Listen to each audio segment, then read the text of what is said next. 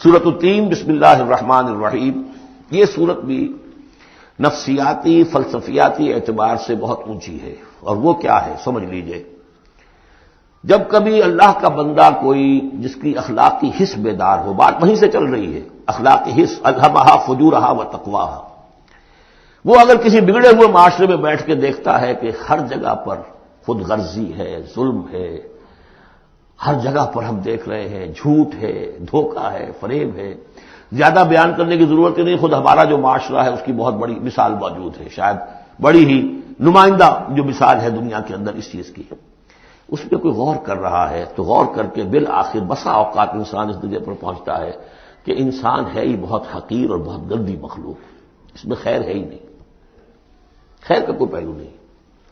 اور یہ میں آپ سے عرض کر دوں، آج کے سارے جو ماہرین نفسیات ہیں ان سب کا حاصل یہی ہے کہ انسان میں کوئی اعلیٰ شے ہے ہی نہیں، یا پیٹ ہے، یا اس کی شہوت ہے، یا حب تفوق ہے، یا اینیمل انسٹنکٹس ہے، کسی خیر کا مجھے کسی بھی جو بھی ہو آپ کا سائیکالوجسٹ کو بتا دیجئے کہ وہ کسی خیر کا بھی آپ کے اندر کوئی سراغ لگا کر بتا سکے۔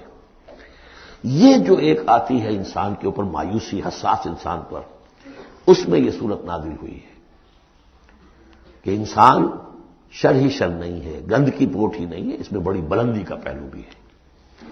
والتین والزیتون، گواہ ہے انجیر اور گواہ ہے زیتون، وطور سینین، اور گواہ ہے وہ پہاڑ طور سینا، وہذا البلد الامین، اور گواہ ہے یہ شہر امین، امن والا شہر۔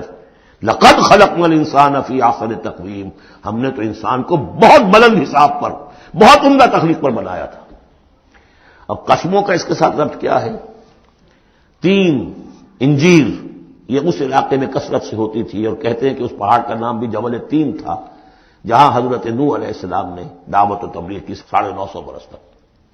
زیتون اس پہاڑی کا نام ہے، اور وہاں زیتون کے درخت تھے جہاں حضرت مسیح علیہ السلام نے سرمن آف دا ماؤنٹ، مشہور پہاڑی کا آواز، اسی پر آپ کے آزاد تبلیغی مباحث ہوئے ہیں۔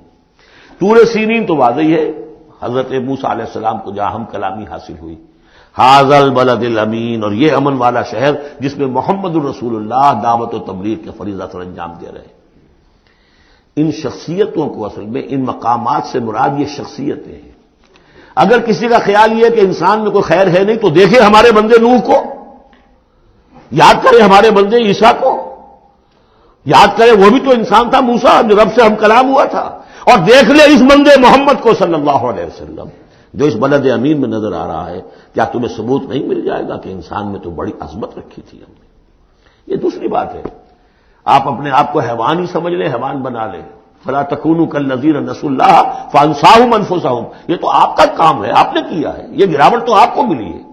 حقیقت میں اللہ تعالیٰ نے بنایا تھا وہ تو بہت اونچے مقام پر بنایا تھا۔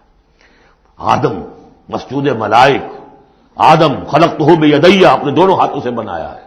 وَلَقَدْ كَرَّمْنَا بَنِي آدَمَ وَحَمَلْنَاهُمْ فِي الْبَرِّ وَالْبَحْرِ، یہ ساری آیات جو اتری قرآن مجید میں، تو انسان سرشت کے اعتبار سے کچھ کمزور ہے، فطرت کے اعتبار سے بہت بلند ہے۔ یہ میں دونوں الفاظ بار بار استعمال کرتا رہا ہوں، اب ان تمام چیزوں کی وضاحت ممکن نہیں ہے۔ اس کا روحانی وجود سب سے اونچا ہے، اس کا حیوانی وجود بہت نیچے ہے۔ اصل میں اس حیوانی وجود میں آ کر یہ نیچے چلا گیا ہے۔ والتین والزیتون وطور سینین وھذا البلد الامین لقد خلقنا الانسان فی احسن تقویم، ہم نے انسان کو بنایا تھا بہترین حساب سے۔ ثم رددناہ اسفل سافلین، اب اسے اس جسد حیوانی میں ڈال کر در حقیقت نیچے پہنچا دیا گیا ہے۔ تو اب کیا کرنا ہوگا؟ اب اوپر اٹھنا ہوگا۔ اوپر اٹھنے کے لیے محنت کرنی پڑتی ہے۔ الا الذین آمنوا وعملوا الصالحات، اب یہ ایمان اور عمل صالح ہے جو تمہیں اس پستی سے نکال کر اوپر لے آئے گا۔ جس مقام پر تم پیدا کیے گئے ہو اس مقام تک پہنچنے کے لیے پہلی محنت کیا ہے؟ آپ کے شعور اور ذہن کی آزمائش ہے کہ اللہ کو پہچانتے ہو یا نہیں، اور دوسری محنت عمل صالح ہے۔ الا الذین آمنوا وعملوا الصالحات فلہم اجر غیر ممنون، تو ان کے لیے تو اجر و ثواب ہوگا جو اس کا سلسلہ کبھی منقطع ہی نہیں ہوگا۔